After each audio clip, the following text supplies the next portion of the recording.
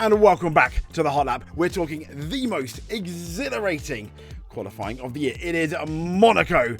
And what an hour filled. Q1, Q2, Q3, we had balls to the wall. Literally, if you're replacing balls with tyres, it was very close. And, well, if you are a Lando Norris fan, you had a happy ending on Saturday. But will it be a happy ending on Sunday? We're going to talk qualifying and why Lando has to win this race.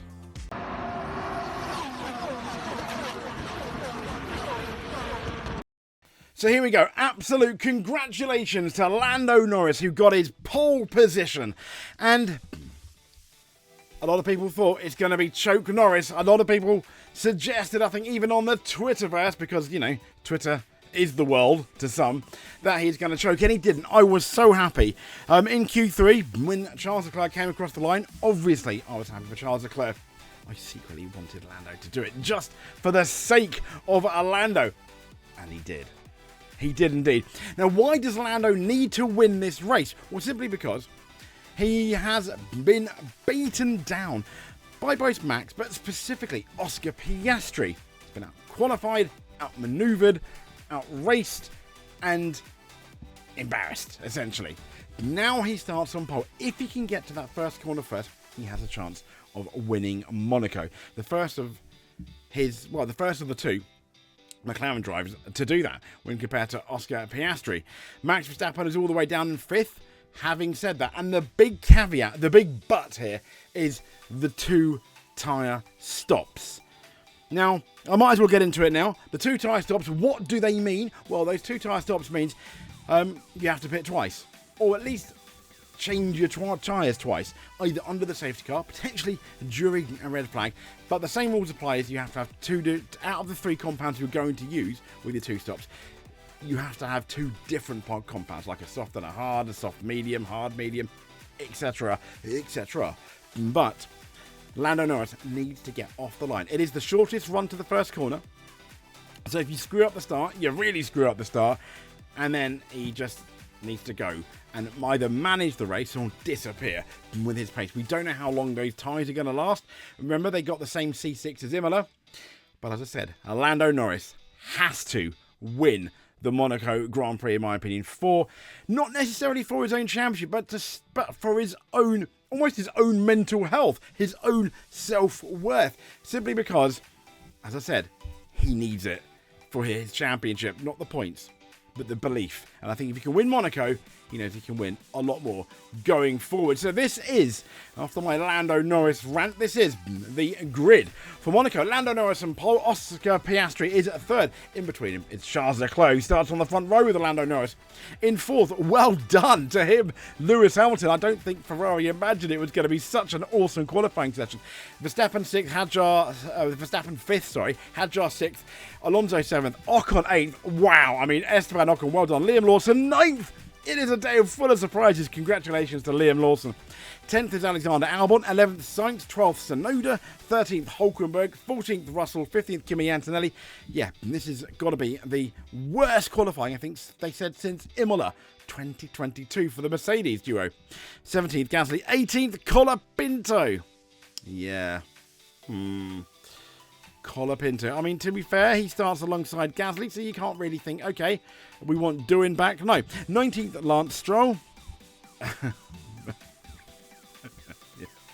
And 20th, Ollie Behrman, who got the 10-second penalty. And speaking of penalties, yes, Lance Stroll had a penalty, but Lewis Hamilton, at the time of recording, could have a penalty. We're going to have to keep our fingers crossed for and hope that the right thing is done. Did he hold up Verstappen? To be fair, he did, and we'll get into that in a bit. Here we go.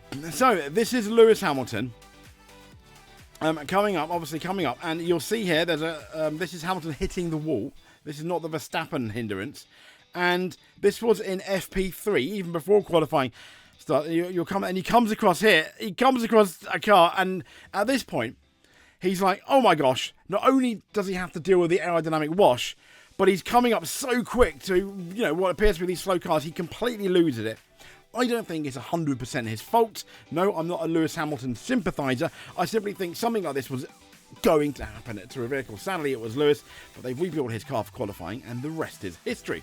Now, what's interesting is, interesting fact with Hamilton, both Hamilton and Alonso both crashed in FP3 and in the same corner in their first Monaco Grand Prix with Ferrari in FP3.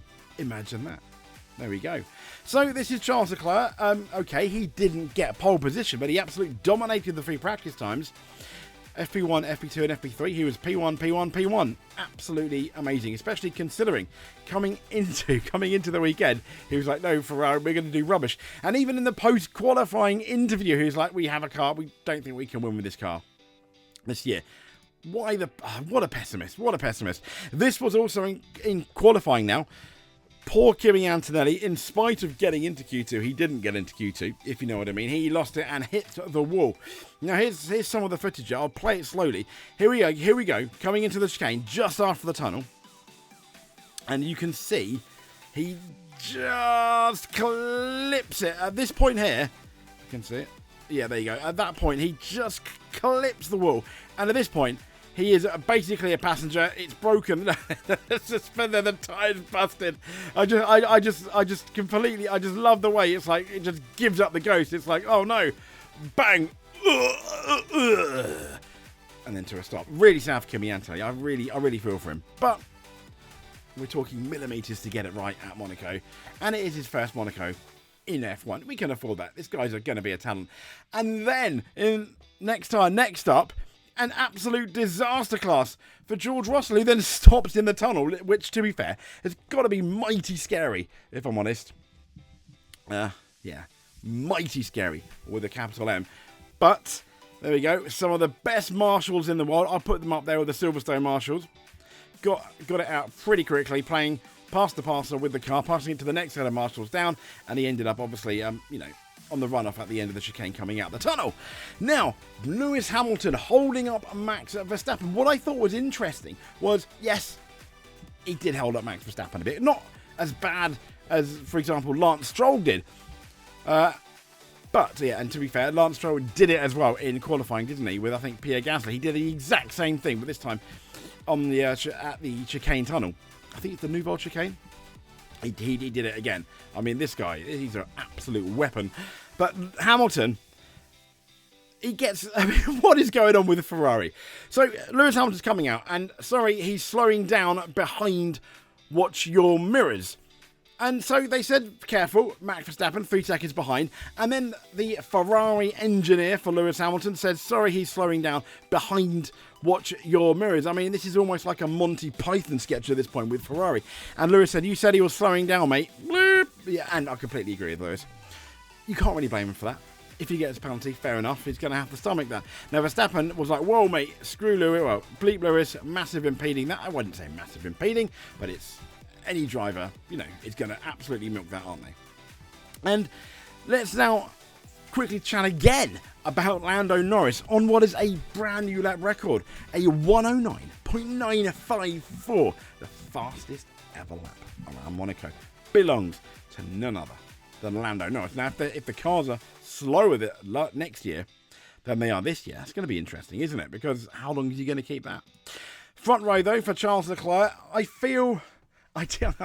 do feel for him because we got so close to pole, and part of me wanted him to get pole, the other part wanted Lando Norris to do it simply because I think Lando needs it, but then Ferrari needs a victory. It's going to be an absolutely mesmerising first corner. And welcome back to Lewis Hamilton, his best qualifying of the year for a Grand Prix, not the sprint in China, I think. P4, well done. Could he get on the podium? A double Ferrari podium would be absolutely chef's kiss, wouldn't it, for Monaco? But I'm sure Lando Norris and Oscar Piastri are going to have something to do with it. But let's not forget this guy here, P8 for Esteban Ocon. Absolutely fantastic.